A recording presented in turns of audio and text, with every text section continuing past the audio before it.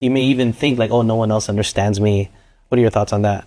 I think just adding on to everyone, social media, I'm pretty sure a majority of us have it. And it's sort of like a highlight reel. Yeah. We show people what we want them to see. People like to present an image of themselves. It might not be Yes. like the actual image or the person they are, but I think that's also where, vulnerability comes in, because when people take quote unquote mental health breaks or mental health days, more often than not, they're feeling emotion like sadness, right? And I think sometimes people tend to associate sadness, vulnerability with negativity.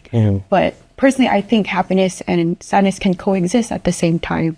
And I like to tie it back with, with our faith and the fact that we have God. It does get difficult, living in this world, especially as young as we are.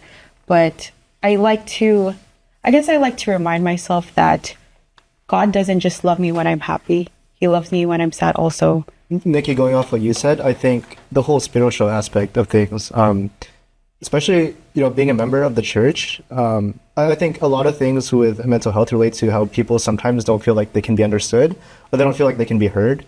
But being in the church, it's really comforting knowing that, having a strong, trust in God, like I can have faith that there always is and always will be someone I can turn to. Whenever there's like things that I need to talk about, things I need to vent about, the church is always reminding us that our Almighty God is always someone that we can turn to.